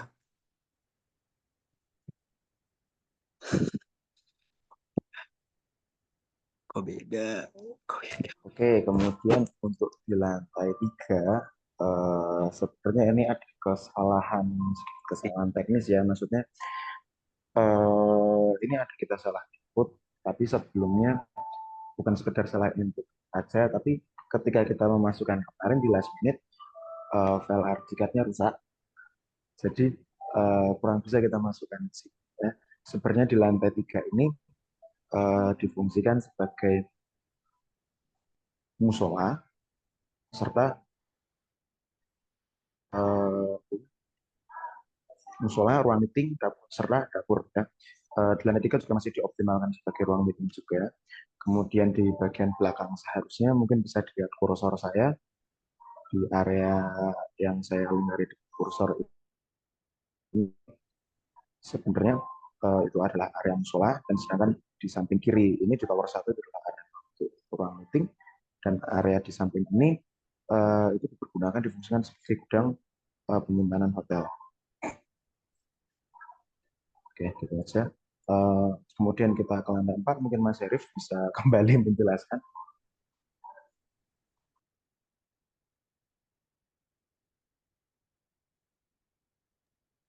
Nah, untuk lantai 4 ini yang paling sebelah kanan itu ada ruang terbuka yang terdiri dari kolam renang. Terus di bagian tengahnya diisi dengan kamar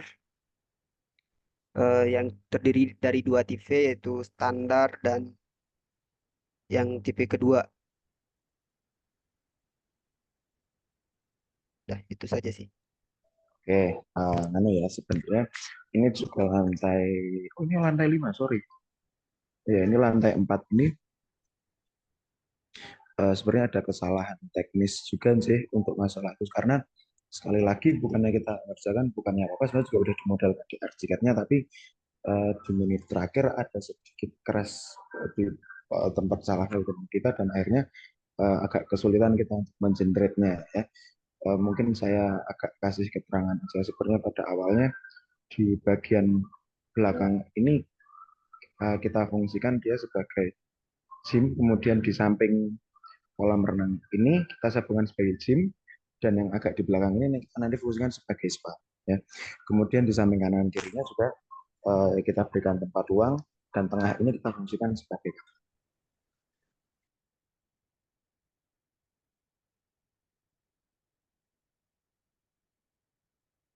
Oke, berikutnya ke lantai 5. Mas Nizam mungkin bisa menjelaskan.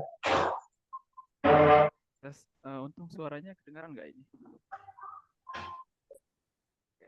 Kalau gitu Masuk, Mas. lanjut lagi. Jadi untuk lantai 5 ke atas ini fokusnya semuanya ke kamar hotel. Jadinya ada beberapa cuman ada beberapa perbedaan aja nanti dari beberapa lantai untuk penggunaan towernya. Nah, untuk lantai 5 sendiri itu ada 2 jenis kamar yang dipakai, itu yang satu kamar standar dan juga yang kedua suaranya kedengaran nggak ya? Oh. Jadi tes suaranya kedengaran nggak ya? Halo. Aman Mas, aman. Dengar Mas, dengar.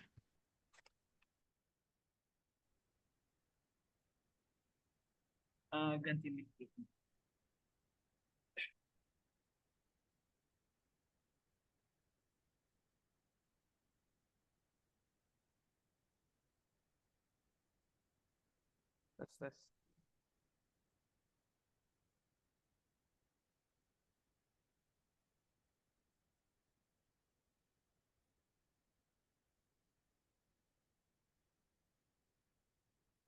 Tes. Tes.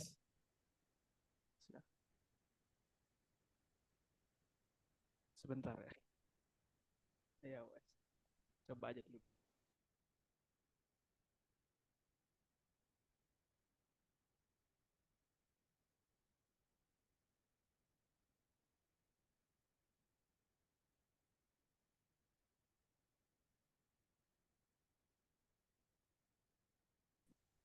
Sebentar.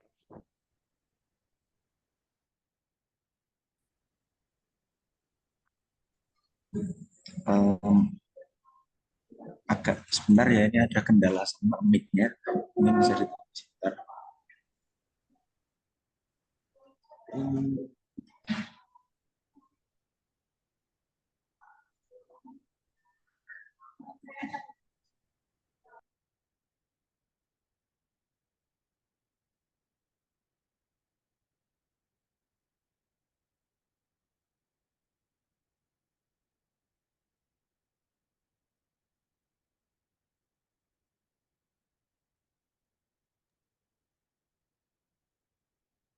Tes. Kedengaran suaranya nggak ini? Oke, jadi lanjut lagi ya. Tadi untuk lantai 5 sendiri itu untuk ke atasnya juga bakal ada, semuanya bakal menaik kamar.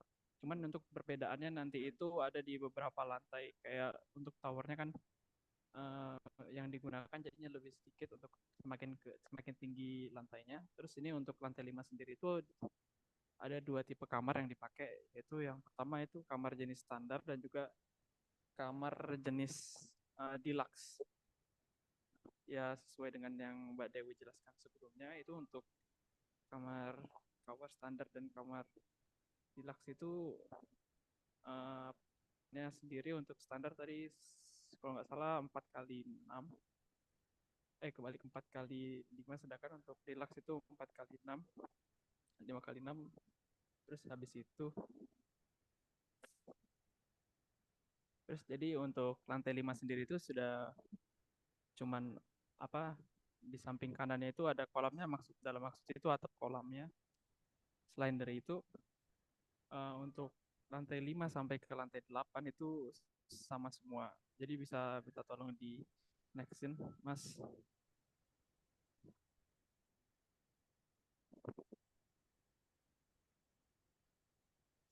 Ya.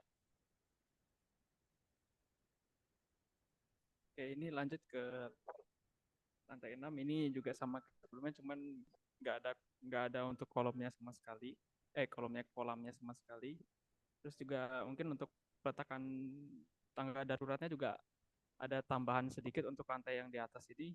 Di bagian pojok kiri dan pojok kanan itu terdapat pintu tangga darurat tambahan. Terus juga untuk liftnya masih sama kayak dari awal sampai akhir, itu juga lift yang warna kuning itu menggunakan dinding shear wall tanpa ada balok dan kolom untuk keseluruhan dari lantai pertama sampai lantai terakhir, lantai 12. Jadi lanjutin dulu, Mas. Untuk lantai 7 juga sama. Naik lagi selanjutnya. Next.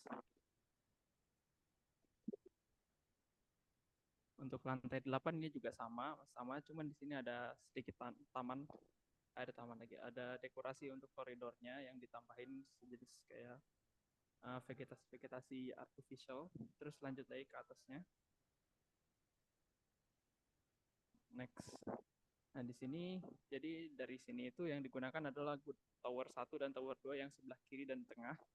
Untuk liftnya juga berkurang jadinya di kanan, dan juga untuk tangga daruratnya cuma ada 3, yang dimana yang pertama itu ada di kiri atas, terus untuk bagian kedua lainnya ada di bagian bawah dari masing-masing lift, di samping liftnya.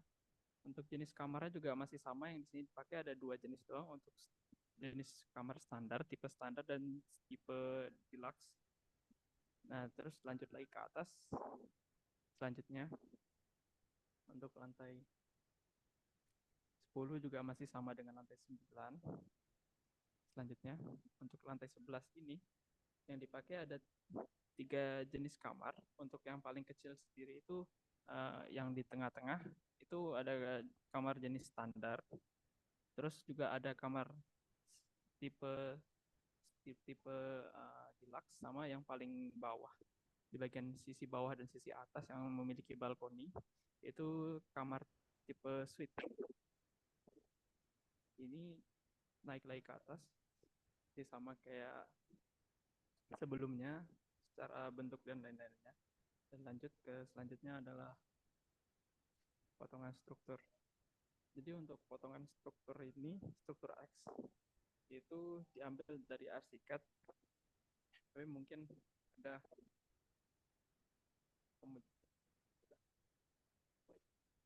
jadi untuk potongan struktur X ini ada beberapa kolom. Di sini terlihat kolomnya ada seragam. Untuk ukuran kolom itu sendiri sebesar 1 kali 1 meter atau 100 kali 100 cm. Terus untuk di bagian-bagian kamar itu sendiri terdapat beberapa balok kecil yang berukuran 15 cm kali 15, sekitar 150 mm 150 mm kali 150 mm. Terus juga terdapat beberapa balkoni yang terlihat itu. Jadi untuk potongan struktur yang seperti itu dilanjutin lagi untuk ke potongan struktur arah Y. Dimana di sini untuk basementnya juga sudah di bawahnya sudah terlihat. Bagian atasnya untuk tangga daruratnya juga terlihat di bagian kanan. Untuk bagian kiri ke height atau gimana pun itu sampai agak menghilang gitu. Terus habis itu lanjut lagi nextnya ini untuk potongan arsitekturalnya yang kelihatan dindingnya. Sini ada pintu depannya, untuk area hijaunya juga ada di bawah di atas basement warna hijau itu. Terus juga terdapat pintu-pintu kamar yang terlihat. Lanjut lagi ini juga tampak dari potongan Y. Di sini sedikit ada terkendala untuk bagian dinding-dindingnya, antara apapun juga menghilang. Secara layer ada beberapa yang agak menghilang karena kemarin tuh sempat nggak save atau ke receive dan lain-lain. Dan yang terakhir selanjutnya,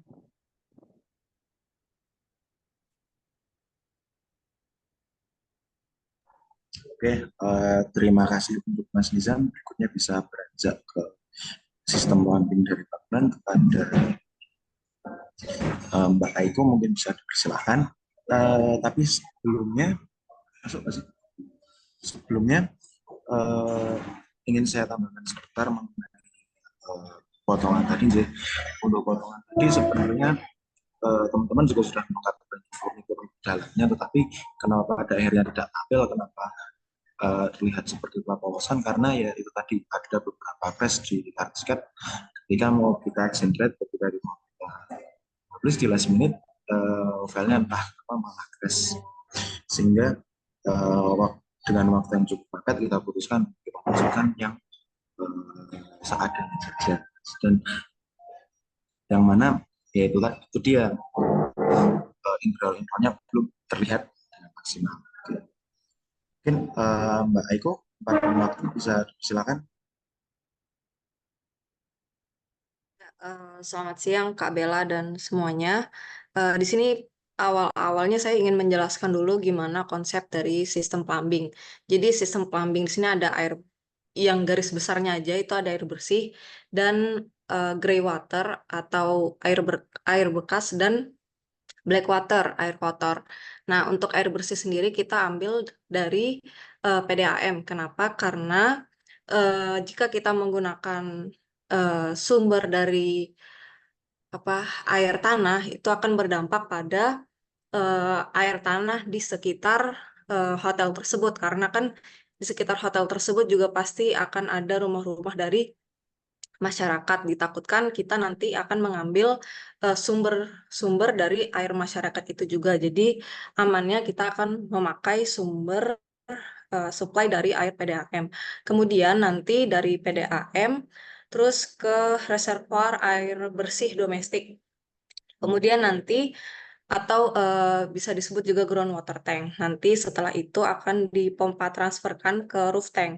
Nah, nanti untuk hotel ini sendiri ada 3 roof tank, karena kalau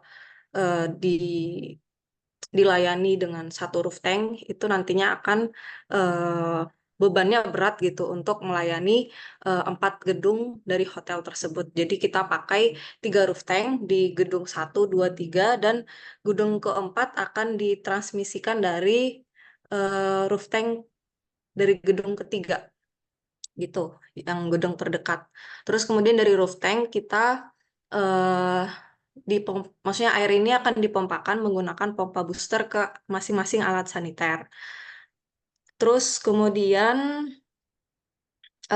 jadi air bersih ini ada yang dapat dari supply air PDAM, juga ada juga yang dari air reuse water. Nah, air reuse water ini hanya dipergunakan untuk flushing toilet. Kenapa? Karena yang pertama, aturan di Indonesia itu tidak air reuse untuk kegunaan hotel seperti ini itu tidak boleh digunakan untuk yang berkontak dengan kulit. Jadi kita putuskan hanya untuk flushing toilet saja supaya lebih hemat. Kemudian untuk air grey water sendiri itu dari limbah bathtub, shower, sama wastafel. Nah, ini nanti akan ditransmisikan melalui gaya gravitasi ke IPAL, yaitu IPAL di sini hanya terdiri dari 1 saja. Kemudian black water sendiri terdiri dari limbah dari kloset dan urinoir. Nah, nanti limbah seperti kan di hotel ini ada limbah dari air cucian dapur, laundry dan sebagainya itu tetap bukan transmisikan ya, apa namanya diolah juga di IPAL, tapi sebelum itu di pre-treatment terlebih dahulu, di mana nantinya kalau air limbah dari dapur berarti nanti di pre-treatment dengan menghilangkan minyaknya terlebih dahulu. Kemudian kalau misalnya dari air limbah laundry berarti dihilangkan dulu, di pre-treatment dulu untuk menghilangkan zat kimianya. Kemudian di IPAL sendiri kita menggunakan sistem anaerob, aerob. Nah, ini itu untuk sistem biologisnya. Jadi IPAL ini kan ada unit fisika, biologi, kemudian kimia. Nah, yang kita highlight di sini adalah biologinya karena biasanya IPAL ini yang beda itu di biologinya. Jadi di sini kita pakai anaerob, aerob. Untuk masalah fisika dan kimia itu kurang lebih sama seperti IPAL yang lainnya. Kemudian nanti setelah terakhir yaitu disinfeksi pada unit kimia, pada IPAL, kemudian nanti akan difiltrasi karena kita mau water recycling, daur ulang air limbah.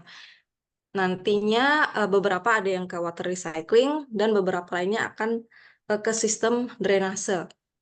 Nah, balik lagi untuk water recycling hanya untuk flushing toilet. Jadi setelah didaur ulang kemudian dimasukkan ke reservoir water recycling.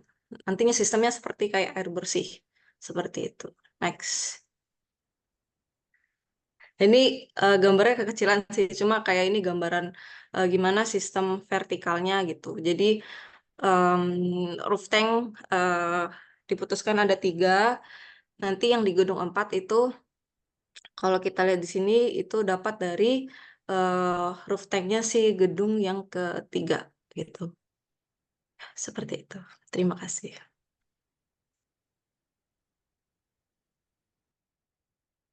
Oke, terima kasih ya ke Mbak Eko sudah dibantu dijelaskan.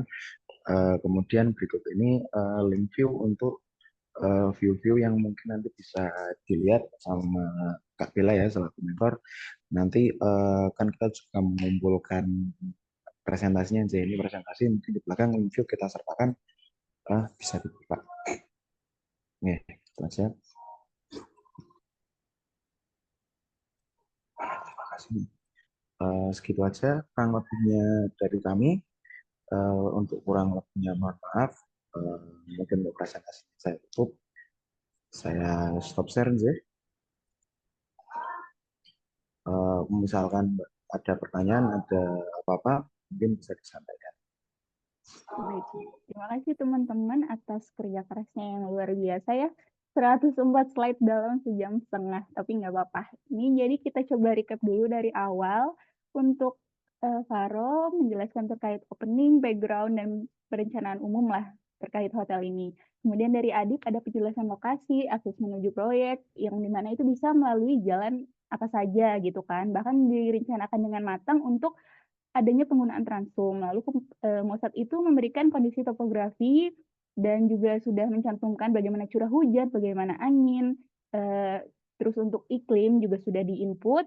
Dari Adip sudah memberikan desain konseptual, di mana unik ya, kalian ini menggunakan konsep besek gudeg, yang mana ini memang suatu poin budaya yang keren banget. Bahkan ada reachability hotel ini dari fasilitas sekitar itu memang mudah banget dijangkau. Bahkan ada penjelasan interior, eksterior yang sangat lengkap. Penerapan green building itu tergambarkan dengan jelas dan ada rencana penggunaan tanaman hijau di mana-mana aja. Lalu dari Javier udah ada penjelasan terkait desain interior ballroom dan struktur yang mempertegas bagaimana penerapan color palette digunakan. Ya udah pasti lah budaya Jawa. Ada juga denah layout outdoor, terus hasil render yang luar biasa ciamik ya, aku akui. Cuman ada satu hal yang mengganggu, kayak kursi tinggi kursi yang di outdoor itu memberi kesan yang terlalu ramai, cuman nggak apa-apa, udah bagus banget. Dari Dewi ada desain interior yang menjelaskan terkait 3 tipe tadi ya, suite, deluxe, sama yang satunya apa? Ada 3 tipe lah ya intinya, yang masih sama mempertahankan kombinasi budaya Jawa dengan kontemporari modern. Kemudian dari Zulfikar ada penjelasan interior conference room, dari Arifatun ada room meeting, musola luas, sudah ada sekat pria wanita juga, sama memberikan penjelasan terkait dapur yang sudah include dengan resto ya, Cuman kalau dilihat-lihat emang seatnya itu kayak sedikit banget, takutnya ntar yang nginep di hotel rebutan duduk. Enggak, bercanda. Lalu dari Harif ada master budgeting yang mana sudah include penjelasan bagaimana dan kapan untuk balik modal lah bahasanya ya. Dari Dito ada gambar kerja basement menggunakan fondasi dalam yang sudah cukup jelas. Dari Harif ada Denah, yang Denah ini kemudian kalian selang-seling lagi ya perorangan. Aiko juga udah memberikan definisi dari sistem plumbing yang mana itu jelas banget, bahkan untuk aspek lingkungan ini udah sampai mempertimbangkan air masyarakat itu bagaimana.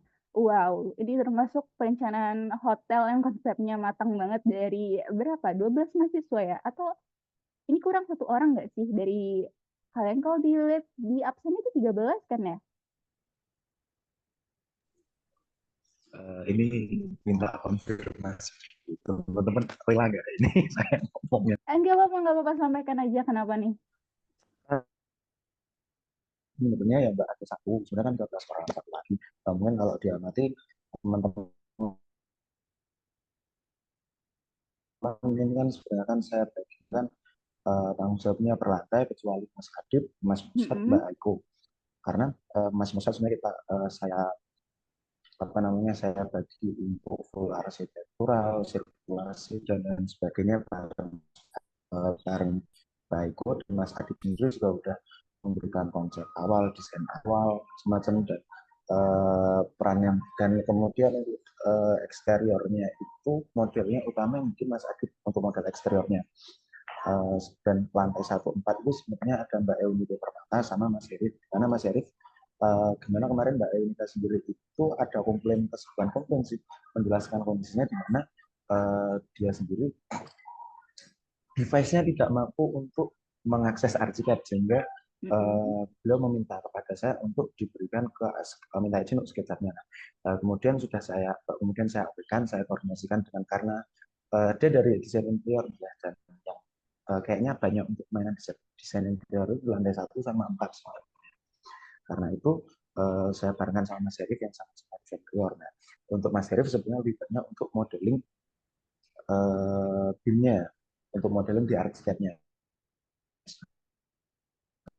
Kan untuk desainnya Mbak, tapi entah kenapa dari kemarin saya follow up kok nggak nyaut ya. Itu dia. Biasa juga Itu kurang udah tahu di follow up dari grup doang juga. atau udah termasuk private chat juga? Saya pribadi, saya kalau lebih banyak ke PC Mbak, nggak ke grup. Karena grup kayaknya juga nggak akan ada yang balas. Jadi ini izin pertegas, jadi dia nggak ada keterlibatan sama sekali atau dia ada terlibat tapi cuma sedikit banget. Bahkan ini di presentasi nggak hadir soalnya. Sebenarnya ada juga keterlibatannya, di mana desain interior secara umum itu konsepnya dia juga yang memberikan. Jadi teman-teman lainnya mengembangkan interiornya ini karena karena ide awal yang sudah diberikan sama Mbak Permata ini sendiri. Gitu. Oke. Jadi saya kira kalau mau kita bilang untuk benar-benar nggak ada kontribusi ya sebenarnya dia sudah memberikan fundamentalnya gitu. Iya. Cuman dia memang nggak hadir ya di presentasi hari ini. Padahal teman-teman udah keren banget. Bahkan nggak ada yang nggak open cam sama sekali, udah pakai background yang couple juga. Oke, kalau gitu aku jadikan catatan dulu aja. Sejauh ini dari yang aku perhatikan sebenarnya emang bagus banget. Cuman sayangnya yang bisa di-note ya sama kalian, untuk pengemasan PPT-nya itu terlalu compact, banyak tulisan. Dibilang eye catchy enggak, tapi membosankan juga enggak. Kayak sebenarnya jelas apa yang mau dimasukkan itu jelas dan lengkap. Hanya saja memang kurang dalam penyusunan. Mungkin bisa nanti dipakaikan skema atau bagaimana. Tapi itu semua terselamatkan lah bahasanya. Karena penjelasan kalian itu bagus-bagus. Walaupun ada beberapa yang gugup, aku nggak gigit kok. Bukan dosen yang galak juga gitu ya. Jadi nggak apa-apa. Makanya tadi di awal aku ajak doa bareng tuh supaya kita dalam berbicara bisa tanpa kendala. Kemudian kalau aku merasa dari apa yang telah kalian sampaikan, sepertinya belum ada basic ya alasan kenapa dikasih nama Faith. Ini kan konsepnya kayak Jawa banget, budaya Indonesia banget gitu. Tapi bahasanya bahasa English gitu. Jadi gimana nih penjelasannya? Mohon izin menjawab sih. Iya, pertama, mungkin beberapa. Yang pertama untuk perkara presentasi yang kurang dikeci ya. Sebenarnya karena yang bikin presentasi itu saya. Iya, kemudian? Kenapa? Karena kan saya basicnya karena kan memang pada dasarnya saya nggak punya jiwa seni yang baik ya, dan teman-teman kayaknya juga kurang bisa memberikan itu. Saya kan kurang punya jiwa-jiwa seni yang baik ya, dan saya sendiri sebelumnya dalam perkuliahan ketika ada praktek-praktek mengajar atau apapun yang harus menampilkan media masing-masing, pasti selalu media saya itu selalu kena komen nggak niat lah ya, karena sekali lagi dalam konsep utama saya, pemikiran dasar utama saya untuk memberikan presentasi itu yang penting itu sebagai alat bantu kita aja untuk memberikan. Utamanya senjata kita dalam menjelaskan adalah perkataan dan komunikasi kita. Itu. Yang kedua namanya karena kita realistis, kita melihat dananya segitu, secara master budgetnya segitu. Kan Vive sendiri itu juga salah satu jaringan berhotel juga ya. Itu kita maksudkan sebagaimana ya di mana kita menganggap mereka itu kan sebagai investornya gitu, karena kita nggak ada efek. Sehingga kalau kita cuma investor yang lain mau numpang nama aneh. Soalnya kita berikan nama hotel Gudang Garam ya, karena sponsornya Gudang Garam kan nggak lucu, aneh ya. Makanya kita ini dalam skenario-nya, dalam planning besarnya bahwa yang jadi investornya nanti Vive Hotel. Nah, kita kasih nama Vive aja karena atau pura-puranya bahwa yang memberikan funding utama itu nanti dari Vive. Adapun investor-investor lain, sponsor-sponsor yang masuk nanti akan masuk lewat perusahaan utamanya, yaitu Vive sendiri. Betul. Siap, logikanya masuk banget ya. Sebenarnya nggak ada yang bisa itu rencana. Siap. Asal kita enggak, itu terencana bulan saya ngarang. Iya kan, aku juga konfirmasi aja karena tadi nggak ada gitu skema diagram pemilihan Vive dan logonya nggak ada, jadi cuman tanya doang gitu. Sebenarnya kalau dari untuk pertanyaan dan jawaban, kalaupun aku mau bertanya terkait aspek-aspek yang belum ada, itu ada semua, jelas banget dan matang sebenarnya.